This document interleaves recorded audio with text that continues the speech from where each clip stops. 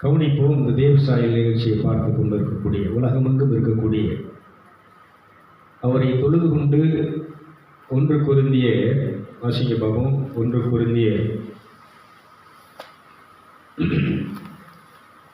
முதல் அதிகாரம் 4ஆம் வசனம் நினைக்கிறேன். 1 கொரிந்தியர் முதல் அதிகாரம் 1 கொரிந்தியர் 2ஆம் வசனத்தை வாசிங்க. முதல் அதிகாரம் 2ஆவது வசனம். கொரிந்தியிலே கிறிஸ்து இயேசுவுக்குள் பரிசுத்தமாக்கப்பட்டவர்களாயும் நல்லா காரிங்க. மறுபடியும் வாசிங்க பார்ப்போம். பரிசுத்தமாக்கப்பட்டவர்களாயும்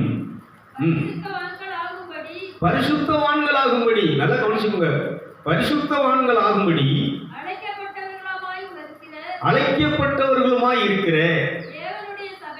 தேவனுடைய சபைக்கும் எங்களுக்கும் தங்களுக்கும் ஆண்டவராய் இருக்கிற நம்முடைய கர்த்தராகிய இயேசு கிறிஸ்துவின் நாமத்தை எங்கும் தொழுது கொள்கிற அனைவருக்கும் என்னுடைய வாழ்த்துதலை, என்னுடைய வணக்கத்தை நான் உங்களுக்கு செலுத்துகிறேன் என்று சொல்லி பவுல் இங்கே ஆரம்பிக்கிறார். கைத்தட்டுங்களோம். நானும் அதைத்தான் சொல்கிறேன். உலகமெங்கும் பரிசுத்தமாக்கப்பட்டு பரிசுத்தவான்களாக ஆகிக்கொண்டிருக்கக்கூடிய பரிசுத்தவான்களுக்கு சபைகளில் எல்லா சபைகளிலும் நம்முடைய கர்த்தராகிய இயேசு கிறிஸ்துவின் நாமத்தை தொழுது கொள்கிற உங்களுக்கு என்னுடைய வாழ்த்துக்களை தெரிவித்துக் கொள்கிறேன். எங்கே ஆரம்பிக்கிறதா பாருங்க. உலகமெங்கும் இருக்கக்கூடிய எல்லா சபைனா என்னன்னு சொன்னால் ஒரு நாமத்தை தொழுது கொள்ளுகிறது தான் சபை. மற்றதெல்லாம் சபை கிடையாது. இன்னொரு டாபிக் பேசும்போது வந்திருக்கு. இந்த நைட்டு இந்த இதை தியானிச்சுட்டு இருக்கும்போது இப்போ நான் இதை ஸ்டார்ட் பண்ணும்போது என்ன வந்திருக்குன்னா, சபைனா என்னன்னு சொன்னால் கர்த்தராகிய இயேசு கிறிஸ்துவின் நாமத்தை தொழுது கொள்ளுகிற சபை மக்களுக்கு வாழ்த்துக்களை சொல்லுகிற. அப்போ சபைனா என்னன்னு எப்படி இருக்கணும்? தொழுகை செய்கிறது தானே சபை. தொழுகை இல்லைன்னா அங்கே என்ன கிடையாது? அது சபை கிடையாது. அது ஒரு மத வழிபாடு. அப்போ அது வசனத்தை மறுபடியும் வாசி பார்ப்போம். ஆசிபையில் வாசிப்போம் இருக்கா?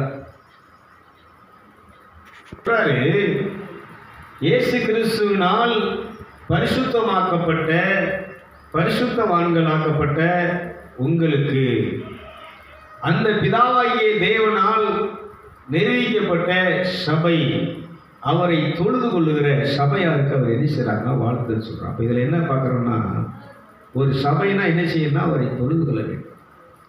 ஒரு சபைனா என்னன்னா பரிசுத்தமாக்கப்பட்ட புனிதமாக்கப்பட்ட இயேசு இரத்தத்தால் நீதிமானாக்கப்பட்ட ஒரு நீதிமான் கூட்டம் தான் சபை. ஆனால் இன்னைக்கு என்ன ஆயிட்டு? சபை பூரா என்ன ஆயிடுச்சு? எப்போ யார் வேணாலும் என்ன செய்யலாம்? சபையில் வரலாம், எப்படி வேணாலும் வளர்ந்துக்கோ, நீ என்ன வேணாலும் பண்ணு, நீ எதை வேணாலும் வழிபட்டுக்கோ, உண்டியில் போட்டுரு, ஞானசனம் முழுக்க ஞானசனம் எடுத்துரு, 10 ரூபா காணிக்கை கொடுத்துருமா இன்னைக்கு உள்ள சபை. ஆனால் இங்கே சபை கொரிந்து சபையை பார்த்து சொல்றாரு, இயேசு கிறிஸ்து இயேசுநாதரால் புனிதமாக்கப்பட்ட பரிசுத்தமாக்கப்பட்ட பரிசுத்தவான்களுக்கு. பாத்திமாவை கொஞ்சம் வாசி பார்ப்போம். நம் ஆண்டவராகிய இயேசு கிறிஸ்துவினுடைய பெயரை எங்கும் போற்றி தொழுது கொள்ளுகிற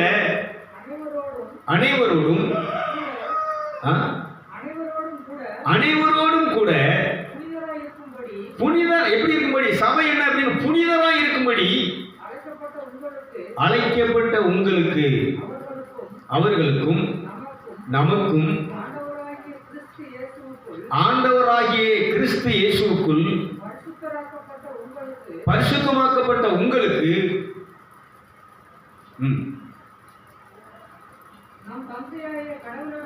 நம் தந்தையாகிய, நல்லா கவனிச்சுக்கோங்க, நம் தகப்பனாகிய தந்தையாகிய கடவுளிடமிருந்தும் ஆண்டவராகிய இயேசு கிறிஸ்துவிடமிருந்தும் அருளும் சமாதானமும் உண்டாவதாக. கைதிக்கு நல்ல கரங்களை தட்டி எல்லாம் நல்ல கைதிக்கு. எதுக்கு சபை? எது சபை? இயேசு இரத்தத்தால் நீதிமானாக்கப்பட்ட இந்த சபை என்ன சொன்னால், இரத்தத்தால் இயேசு இரத்தத்தால் நான் கழுவப்பட்டேன், இயேசு இரத்தத்தால் நீதிமானாக்கப்பட்டேன், இயேசு இரத்தத்தால் நான் புனிதமாக்கப்பட்டேன். நான் புனிதமாக்கப்பட்ட நான் இப்பொழுது இந்த பிதாவாகிய தேவனுக்கு, சர்வ வல்லமையுள்ள தேவனுக்கு வழிபாடு செலுத்துவதற்கு என் மனசாட்சியிலே சுத்திகரிக்கப்பட்டு ஆவியினால் நிரப்பப்பட்டு இப்பொழுது நான் உம்மை வழிபட வந்திருக்கிறேன் என்று சொல்லி நெஞ்சை நிமிர்த்து கொண்டு தலை வணங்கி கரங்களை கூப்பி அப்பா என்று சொல்லி அழைக்க உரிமையோடு அவருக்கு முன்னால வந்து வழிபாடு செலுத்துகிற ஒரு வழிபாட்டுக்கு பேர் தான் என்னன்னு சொன்னா கடவுள் வழிபாடு. நல்லா கைத்திருங்க பார்க்கணும். இன்னும் இதை பற்றி வெகுபடுத்தி பேசணும்னு சொன்னா கடவுள் வழிபாடு சொல்லும்போது நீ எப்படி வரணும்? உடையில் அல்ல. நீ பாருங்க, ட்ரெஸ் எல்லாம் ரொம்ப அலங்கோலமா ட்ரெஸ் பண்ணிட்டு வந்து நிற்கிறாங்க. அது விலையேறப்பட்ட ட்ரெஸ்ஸு, ஆடம்பர ட்ரெஸ்ஸுன்னு. ஆனால் உன் ட்ரெஸ்ஸு எப்படி இருக்கணும்? பரிசுத்தம் என்கிற ட்ரெஸ்ஸு, துதி என்னும் ஆராதனைங்கிற ட்ரெஸ்ஸு, இறைவனை புகழ்ந்து போற்றி ஆராதிக்கக்கூடிய ஒரு ஆராதனையின் அபிஷேகம் என்கிற உடையை நாம் உடுத்தியவர்களாக ஆலயத்துக்குள்ளே நிச்சயம் அமர. இன்னைக்கு ட்ரெஸ்ஸு பூரா மேலே தொண்ணு என்ன ட்ரெஸ் வச்சுருக்க? பட்டு லொட்டு லட்டு. ஆனால் அவங்க இன்னைக்கு உடுத்திருந்த ட்ரெஸ்ஸு பூரா என்னது? பரிசுத்தம், புனிதம், துதியின் ஆராதனையின் அபிஷேகம், விடுதலை, பாவத்திலிருந்து விடுவிக்கப்பட்ட அந்த ஒரு உடையோட, அந்த ஒரு தன்மையோட, ஒரு தில்லா எங்க போறேன்? அப்பாட்ட போறேன். எங்க போறேன்? அவரை தரிசிக்க போறேன். எங்க போறேன்? அவரை வழிபட போறேன். எங்க போறேன்? அவருடைய அன்பையும் அருளையும் ஆசீர்வாதத்தையும் அவரிடத்திலிருந்து நான் பெற்று செல்ல வருகிறேன். கைவிட்டுகளமா ஆண்டவரே, தாங்க முடியல ஆண்டவரே. இவங்களும் தூக்குறது வருத்தப்பட்டு பாரம் சுமக்கிறவர்களே, கண்ணீர் கவலையில் இருக்கிறவர்களே, கடன் பிரச்சனையில் இருக்கிறவர்களே, இயேசு உங்களுக்கு கடனை தீர்க்கிறார். இந்த சபைக்கு வந்தால் உங்களுக்கு கஷ்டம் தீர்ந்து, நோய் தீர்ந்து. 50 பைசா டேப்லெட் நீக்கிட்டு போயிடும்னு சொன்னால் 10 பைசா டேப்லெட். இந்த மேரேஜ் ஹிஸ்டரி வாங்கிட்டு வந்தோம் ஊரில் இருக்கிறதுக்கு ஒரு 10 பைசாவுக்கு ஒரு டேப்லெட், அதை போட்டால் அதுக்கு இந்த ஊரில் இருக்கும். இதுக்கு எதுக்குடா நீங்கள் ஆண்டவர்கிட்ட வரணும்? அதான் சொல்கிறான். இதுக்கு நிறைய ஆண்டவர் மருந்துகள் மூலிகைகள் உருவாக்கி வச்சிருக்கிறாரு. ஆண்டவர்கிட்ட எதுக்கு வரணும்? நீ நீதிமானாக இருக்கிறது. ஆண்டவர் ஆலயத்துக்கு நீ எதுக்கு வரணும்? நீ புனிதனாக்கப்படுவதற்கு. ஆண்டவர்கிட்ட எதுக்கு வரணும்? அவரை தொழுது கொள்கிற வழி. அதான் சொன்னேன். அடுத்த வாரம் தான் அந்த ஜெபம்னா என்ன? நீ ஜெபம் பண்ணணுங்கும் போது என்ன பண்ணணும்? பேசலோ. அப்போ ஜெபத்திற்கும் ஆராதனைக்கும் உள்ள அந்த உறவு என்ன? இதை நம்ம அடுத்த வாரம் பார்ப்போம். ஆனால் இன்னைக்கு உள்ள விஷயம் என்னன்னு சொன்னால், தொழுது கொள்ள இன்னொரு வித வாசிக்க பார்ப்போம். திமேத்தி நினைக்கிறேன்.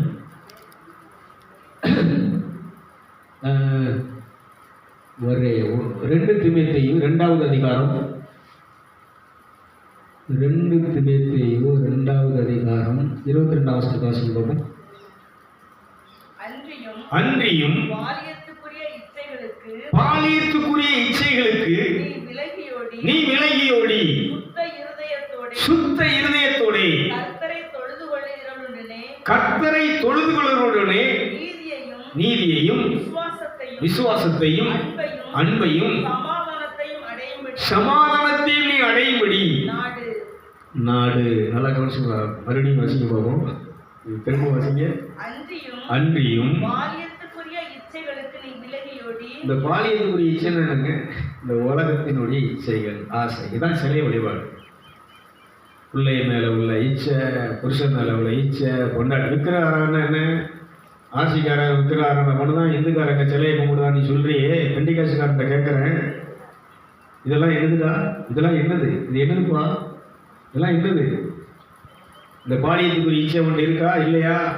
அத்தனை பேரும் இந்த ஆலயத்தில் ஜெப வழிபாட்டில் பூரா கேட்கறது என்னது? வீட்டை தார ஆண்டவரே, சுகத்தை தார ஆண்டவரே, பிள்ளைக்கு ஒரு மாப்பிள்ளையை தார ஆண்டவரே, பையனுக்கு ஒரு பொண்ணை தார ஆண்டவரே.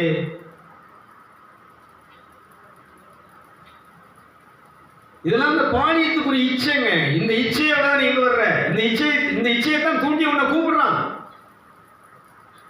நீ 10 ரூபா கொடுத்துட்டா ஆண்டவர் உனக்கு என்ன செய்வாரு? வானத்தின் பலகணிகளை திறந்து ஆசீர்வதிப்பார். அப்படி யாரும் பண்ணதா தெரியல. கொடு, 10 ரூபாய்ல இருக்க எல்லாத்தையுமே கொடு, உயிரையே கொடு. அது கடவுள் சந்தோஷப்படுவார். பேசலாம், அதுக்குரிய பலனை தருவார். நான் அதை சொல்லலை. ஆனா என்னன்னா, இச்சை, பாலியத்துக்குரிய இச்சைகளை விட்டு விலகி உன் சுத்த இருதயத்தோட நீ எங்க வரணும்? கடவுளை தொழுது கொள்ள, தரிசிக்க வரணும்.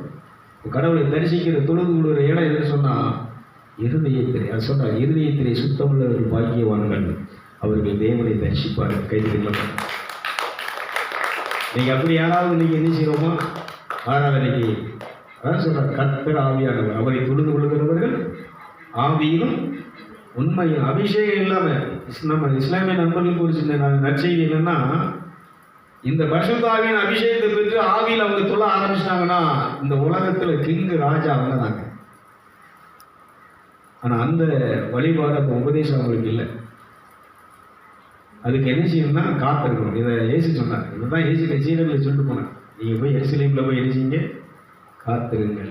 அந்த உன்னதத்திலிருந்து வரக்கூடிய வல்லமையை பெறும் வரைக்கும் அங்கிருந்து எதிர்த்து போகாத, எந்த அசையாத, வாயை அசையாத, கையை அசைக்காத, என்னத்தையாவது அன்னிலையா தோத்திரமெல்லாம் போடுறாத, ஏசப்பா அப்படி இப்படின்னு நினைக்கிறாத, அச்சிஸ்டா அந்தோடையாரே சூசியப்பருக்கு நினைக்கிறாத, என்னத்தையாவது வாயை விட்டு நினைக்கிறாத. அதில் சொல்கிறார், நீ தேவனுடைய ஆலயத்துக்கு போகும்போது உன் நடையை காத்துக்கொள். தேவ சமூகத்தில் நீ துணிகரமாய் உன் வாயினால் எதையும் பேசாமல், மனம் பதறி ஒரு வார்த்தையும் சொல்லாமல். பிரசங்கி 5:1 சொல்கிறார், ஆலயத்துக்கு வரும்போது மௌனமாக, அவர் என்ன சொல்கிறாரு, அவர் என்ன பேசுகிறாரு, அவருடைய உத்தரவின்படி நீ என்ன செய்யணும்னு சொன்னால் மற்றபடி பேச ஆரம்பிக்கணும், தொழுது கொள்ள ஆரம்பிக்கணும். இதை எஸ்தர் ராஜாவை கற்றுக் கொடுக்குறாங்க. ராஜா சமூகத்தில் வந்து மௌனமாக நிற்கிறாங்க. அவருடைய மனசில் தயை இறக்கம் கிடைச்ச உடனே, ராஜாவை உள்ள அழைச்ச உடனே மனம் பதறி தன் கஷ்டத்தை அவர் சொல்லலை, நாங்கள் சாக போகிறோங்கிறத சொல்லலை, ராஜாவை விருந்து கழித்து ராஜாவின் மனதை குளிர பண்ணினார். கைதிகளை பார்க்கணும். உன் தேவ சமூகத்தில் வந்து நீ இணைஞ்சிடக்கூடாது, உடனே ஆரம்பிச்சிடக்கூடாது, உன் பிரச்சனையை ஆரம்பிச்சிடக்கூடாது. என்ன செய்யணும்? உண்மை நான் மன்னித்துக் கொள்கிறேன். இந்த மன்னர்கள் வரும்போது, ராஜாக்கள் வரும்போது, ராஜாதி ராஜா பார்வோன் வருகிறார் வருகிறார் வருகிறார், எல்லோரும் அவரை தலைவணங்கி என்ன செய்வோம்? தேசத்திற்கெல்லாம் உணவளிக்கிற, உயிர்களுக்கெல்லாம் உயிரளிக்கின்ற அதிகாரி ராஜா, மன்னாதி மன்னன் பார்வோன் வருகிறார் வருகிறார் வருகிறார் அப்படின்னோட எல்லாரும் நினைச்சுவாங்க. அவர் அங்க வரும்போது இங்க நினைச்சுவாங்க. இது மாதிரி கடவுளுடைய சமூகத்துக்கு வரும்போது, தேவாதி தேவனே, ராஜாதி ராஜாவே, எனக்கு உயிரை கொடுத்தவரே, இந்த உலகத்தில் உள்ள எல்லா உயிர்களுக்கும் ஜீவராசிகளுக்கும் ஜீவன் அளிக்கின்ற ஜீவாதிபதியே, ஜீவனின் அதிபதியே, என் உயிரிலும் மேலானவரே, நான் உண்மை என்ன செய்கிறேன்? தரிசிக்க, உண்மை தொழுது கொள்ள இதோ உண்மை பார்த்து வந்திருக்கிறேன். இதுக்கு எனக்கு முதல்ல அனுமதி கொடுப்பா. இதுக்கு உன் கண்களில் தயவு கிடைக்க வேண்டும். நான் ஆராதிக்கிறதுக்கே உன் கண்ணில் எனக்கு என்ன வேணும்? ஏன்னா நீ என்னை பார்த்தால் நான் எரிந்து சாம்பலாகி விடுவேன். நான் உனக்கு முன்னால் நிற்பதற்கு உன்னுடைய அந்த அன்பு முகத்தை, அந்த பிரசனத்தை என் மேல் வர விடுவீராக கைக்கிறோம். தொழுது சபைனா என்னன்னு சொன்னால், அங்கே தொழுது இருக்கணும். தொழுது கொள்கிற உலகம் இருக்கக்கூடிய சபை அனைவருக்கும் தேவனுடைய அருளும் சமாதானமும் உங்களுக்கு வந்தடையணும்னு சொல்லி வாழ்த்துன்னு சொன்னார். இப்போ சொல்லுங்க, அப்போ ஒரு மத வழிபாடு, கடவுள் வழிபாடு. கடவுள் வழிபாடுன்னா என்ன, மத வழிபாடுன்னா என்ன, ரெண்டுக்குள்ள வித்தியாசம் தான்.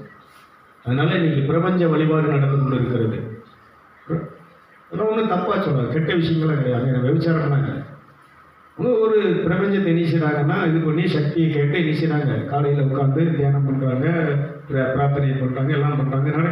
அந்தோனியார் கோயிலில் போய் அந்தோனியாரே எங்களுக்கு இணைச்சிட்டோம், காணாமல் போனவைகளை காட்டி கொடுக்கும் அந்தோனியாரே, இந்த நோய்களை குணமாக்குறவர், இதெல்லாம் தப்பு கிடையாது. இது என்னன்னு சொன்னால் மத வழிபாடு,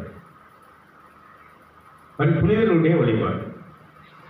அந்தோனியார் பிரார்த்தனை பண்ணுதுன்னு சொன்னால் அது யாருடைய வழிபாடு? கடவுளுடைய வழிபாடா, அந்தோனியாருடைய வழிபாடா? புனிதருடைய வழிபாடு, அந்தோனியாருடைய வழிபாடு. இது ரெண்டு வித்தியாசம். ஏன் சொன்னது, நீ புனிதருடைய வழிபாடு பண்ணுறப்ப அதனால ஓட்ட நான் அடிச்சு முடியாது, தங்கவோ வரவோ, உனக்கு ரட்சிக்கவோ, உனக்கு புத்தி அளிக்கவோ முடியாது. என்ன நீ வழிபட்டனா, என்னுடைய காயங்களை சொல்லி, என்னுடைய பாடுகளை சொல்லி, என்னை ரட்சிப்பதற்காக இரத்தம் சிந்திய என் இயேசுவே, என்னை குணமாக்குவதற்காக காயப்பட்ட என் இயேசுவே, எனக்கு முத்தி அளிப்பதற்காக தன்னுடைய உயிரை மரணத்திலே சிலுவையிலே ஊற்றிய இயேசுவே, நான் உம்மை ஆராதிக்கிறேன் என்று சொல்லும்போது, நான் உனக்கு செய்த எல்லா விளக்கரியங்களும், உனக்கு சிலுவையில் நான் சேர்த்து வைத்த அத்தனை ஆசீர்வாதங்களும், சுகமும் விடுதலையும் ரட்சிப்பும், அந்த கடவுளோடு இருக்கக்கூடிய முன்னால் இருக்கக்கூடிய தகுதி அனைத்தையும் நான் நினைச்சுவேன். என்னை வழிபடும்போது நான் உனக்கு தருவேன். கைது நிகழ்ச்சி கரெக்டான அதனால தப்பு இல்லை. திருக்குடும்ப ரகசியத்தில் இது பண்ணுறது தவறானது கிடையாது. அது திருக்குடும்பத்தினுடைய அந்த மாதா இயேசு சூசையப்பருடைய அந்த நாம பேரை வச்சு அவருடைய நாமத்தில் என்ன செய்கிறாங்கன்னா அங்கே வழிபாடு பூஜைகள் நடக்கு. இது ஒன்றும் பாவமானது கிடையாது. ஆனால் என்ன வழிபாடு? கடவுளுடைய வழிபாடு, படைச்சவருடைய வழிபாடு இல்லை. இப்போ நீங்கள் எது என்ன சொல்கிறேன்னா, படைச்சவருடைய வழிபாடு எது? கடவுள் வழிபாடு எது? கடவுள் வழிபாடு என்பது அவருடைய நாமத்தை மட்டும், கர்த்தராகிய இயேசு கிறிஸ்துவின் நாமத்தை தொழுது கொள்கிறவர்கள், அவரை விழுந்து வணங்குகிறவர்கள், ஆராதிக்கிறவர்கள் ரட்சிக்கப்படுவார்கள், முக்தி அடைவார்கள். கைதிகள் முக்தி வேணும், ரட்சிப்பு வேணும், கடவுளுக்கு முன்னால் நிற்கக்கூடிய தகுதி வேணும். இந்த உடலை விட்டு ஆவி பிரிஞ்சா இது மேல பறந்த அந்த இறைவனுக்கு முன்னால அவர் அந்த மகா சபையில் அந்த ஆன்மீக உலகத்துக்குள்ள நீ போகணும்னு சொன்னா கடவுள் வழிபாடு பண்ணு, இல்லைன்னா பிரபஞ்ச வழிபாடு பண்ணு, இல்லைன்னா அந்த புனிதருடைய வழிபாடு பண்ணு. எது வேணாலும் நீ பண்ணிட்டு போது ஓன் சுதந்திரம்.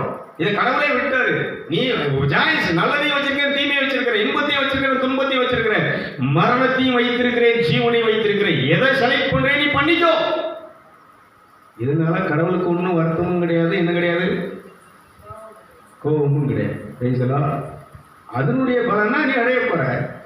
வேளாங்கண்ணிக்கு நேர்ச்சி போட்டிருக்கியா போற, அதனுடைய பலன் கிடைக்கி. புள்ள இல்லைன்னு கேட்டால் பிள்ளை ஆண்டு மாதா கொடுக்க தான் செய்வாங்க, அதெல்லாம் கிடைக்கும்.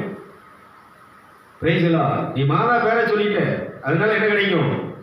புள்ள கிடைக்கும். முக்தி வேணுமா, மீட்பு வேணுமா, முழு விடுதலை வேணுமா, கடவுளுக்கு முன்னால் நிற்கக்கூடிய உனக்கு தைரியம் தகுதி வேணுமா? இதற்கு ஒரே ஒரு வழிபாடு தான் இருக்கிறது, தொழுகை. பிரைஸ்லா, அல்லேலூயா. இப்போ புரிஞ்சிருக்குன்னு நினைக்கிறேன். நான் போன தடவை பேசுனதை விட இப்போ கொஞ்சம் இந்த வசனங்கள் கொஞ்சம் நல்லா இருக்கு. அதனால ரோமியர் 10:13 சொல்லுகிறது, கர்த்தராகிய இயேசு கிறிஸ்து நாமத்தை தொழுது கொள்கிறவர்கள் எவர்களோ, யாரா இருந்தாலும் சரி, எந்த மதத்தவராக இருந்தாலும் சரி, நீ ஏழையா இருந்தாலும் சரி, பணக்காரனா இருந்தாலும் சரி, நீ ஆண்டியா இருந்தாலும் சரி, அரசனா இருந்தாலும் சரி, அவரை விழுந்து வணங்கி நீ தொழுதுட்டேன்னு சொன்னா உனக்கு என்ன கிடைச்சிட்டு? அது தொழுது கொள்ளும்போது சொல்றாரு கொரிந்தியர்ல, பரிசுத்தமாக்கப்பட்ட நீதிமானாக்கப்பட்ட இயேசு கிறிஸ்துவின் அருளால் இரத்தத்தினால் நீதிமானாக்க. அதனால நான் அடிக்கடி சொல்லுவேன், இயேசுவின் இரத்தத்தால் கழுவப்பட்ட நீதிமான் வந்திருக்கிறேன்னு சொல்லுங்க, இயேசுவின் இரத்தத்தால் கழுவப்பட்ட பரிசுத்தவான் வந்திருக்கிறேன்னு சொல்லுங்க, இயேசுவின் இரத்தத்தால் விலைக்கு வாங்கப்பட்ட ஆன்மா வந்திருக்கிறேன், நான் உண்மை வழிபட வந்திருக்கிறேன் என்று அறிமுகப்படுத்தி செய்யுங்கள். கடவுளுக்கு முன்னால் வந்து தொழுங்கள். இதை அடிக்கடி சொல்றதுக்காக தொழுக நேரத்தில் ஏன் இதை சொல்ற யூஸ் பண்றான்னா, இதுக்கு நமக்கு பவர் உண்டு. இதுக்கு நமக்கு நம்மளுடைய ஆன்மா ஆவி உடல் என்ன செய்கிறது? பரிசுத்தம். அவர் வரும்போது, அவர் மத்திய ஆகாயத்திலே வரும்போது கரை திரை இல்லாமல் உங்கள் ஆவி ஆன்மா உடல் மூன்றும் பரிசுத்தமாக்கப்பட்டதாக இருக்க வேண்டும். கைது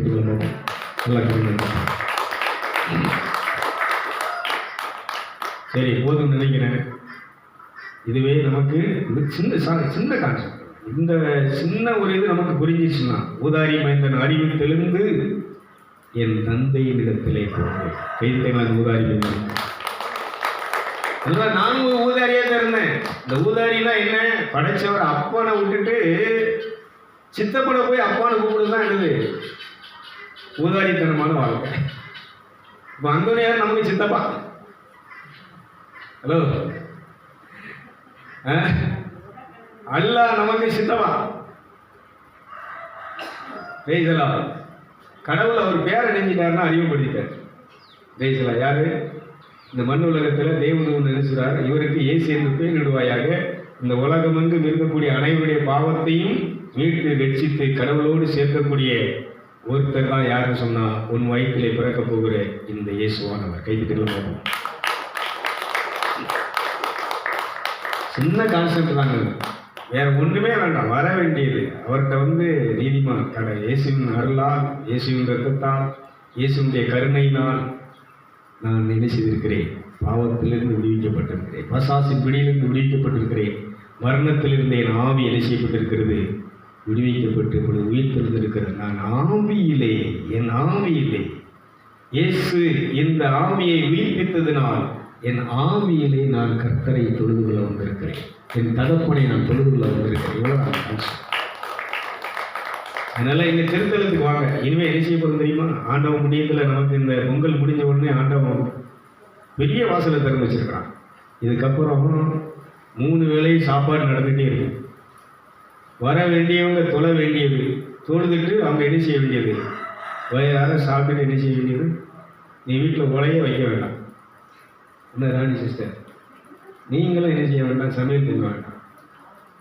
கடவுள் என்ன செய்வார்னா, வரக்கூடிய அத்தனை பேரையும் தாங்குவார், தப்புவிப்பார், ஏந்துவார், சுமப்பார். உனக்கு உண்ண உணவும் உடுக்க உடை இருக்க இடமும் தந்து உன்னை ஆசீர்வித்து உன்னை மகிழ்ச்சியாக சந்தோஷமாக வைத்திருப்பார். கைது பண்ணுவோம். பலிபீடத்தில் நான் நினைக்கிற விஷயத்தை அதை அப்படியே அவர் நிறைவேற்றார். நான் சொன்னேன் இல்லையா, இந்த கையில் மோதிரம். அப்போ கணேசன் உங்கள் மாமனார் வந்திருந்தாங்க இல்லையா, அந்த மறுநாள் தான் எனக்கு அந்த விஷயம் கிடைக்கும். என்ன கிடைக்குன்னா, இந்த மோதிரம் இருக்குன்னா அந்த காரியம் நடக்கும். இந்த காரியம் நிச்சயம் நடக்கும். அப்படி பார்த்தா திடீர்னு பார்த்தா அவர் உருவம் மாறி கடைசிக்கு ஒரு பெரிய ஒரு வயசானவர் ஆகி அடிச்சுது. ஏதாவது ஆகி தேவனே உனக்கு மோதிரத்தை கொடுத்துட்டுண்டா, எல்லா காரியத்திலும் உனக்கு என்னதான். இந்த செய்தி நேரத்துக்கு முந்தான நேரத்தை நைட்டு வந்துடுச்சு. அதில் நீங்கள் புரிஞ்சுக்கோங்க. மறுநாள் காட்டுறாரு, பெரிய யானை கட்டுப்பட மாட்டேங்குது. ராணி சொல்கிறார், அந்த யானையை நம்ம வச்சுருந்தோன்னா அடக்க முடியாது அப்படின்னு சொல்லி. நான் இனிமே நீ என்ன செய்யக்கூடாது, இந்த சங்கிலியிலிருந்து நீ நகரப்புறம் அவர் கட்டி போடுன்னு சொல்லி என்ன செய்கிறேன். ஏற்கனவே முன்னாடி 25 வருஷத்துக்கு முன்னாடி கொடுக்குறது காட்டில் இருக்கக்கூடிய யானை காண்டாமிருகம், இதை விட உனக்கு பல மடங்கு என்ன செய்கிறேன், உனக்கு பலத்தை ஆற்றலை தர முடிவு செய்யலை.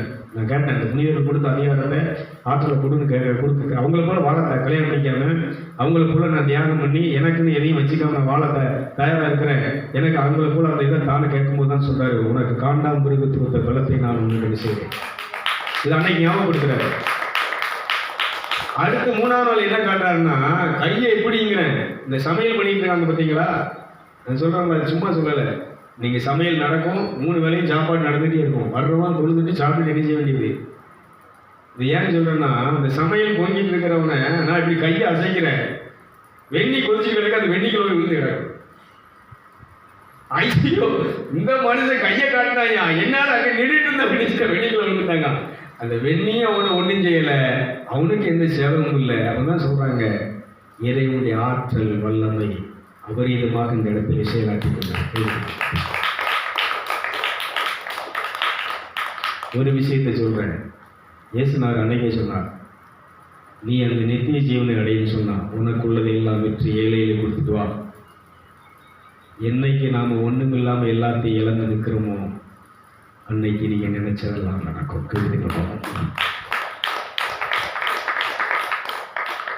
இன்னைக்கு அந்த நிலையை நான் அடைஞ்சேன், அந்த நிலையில் நிற்கிறேன். ஆட்டித்தான் யார் ஒருவர் ஆடாதோட கண்ணான ஒருத்தர் பாடினான். அதில் சொல்கிறான், அதில் என்ன சொல்கிறான் அப்படின்னு சொன்னான், இந்த வரி சூப்பரான வரி. அதில் கேட்கும்போது, பாஞ்சாலி உன்னிடத்தில் சேலை கேட்டான், பார்த்தனவன் உன்னிடத்தில் கீதை கேட்டான். நான் இருக்கும் இந்த நிலையில் உன்னிடத்தில் நான் என்ன கேட்பேன். அதை சொல்கிறாங்க. வரி சொல்லுது, நன்மை செய்து துன்பம் தாங்கும் இதயம் கேட்பேன். கைது கொண்டோம். நன்மை செய்யணுமா, நன்மை செஞ்சு துன்பத்தை தாங்கக்கூடிய என்ன கேட்போம். நம்ம எவ்வளோ கஷ்டப்படுறோம், இவ்வளோ துன்பப்படுறோம், நமக்கு என்ன. நன்மை செய்து துன்பத்தை தாங்கக்கூடிய ஒரு இதயம் எனக்கு வேண்டும். வரிகள்லாம் அனைத்து பாடினா அதெல்லாம் ரொம்ப பவர்ஃபுல் பாருங்க. இந்த வரியை கேட்கும்போதெல்லாம் அப்படி கண்ணில் அப்படியே நேசிச்சு. நான் ஏன் சொல்கிறேன்னா, வார்த்தைகள் நான் இருக்கும் இந்த நிலையில், நீ இருக்கும் ஒன்றுமில்லாத நிலையிலே இறைவனிடத்திலே நீ துன்பம் தாங்கும் ஒரு இதயத்தை கேட்கும்போது அந்த இறைவன் எல்லா துன்பத்தையும் தீர்க்கும்படியான ஒரு அருள் ஆசீர்வாதத்தை உனக்கு கிடைக்கும். கைது செய்ய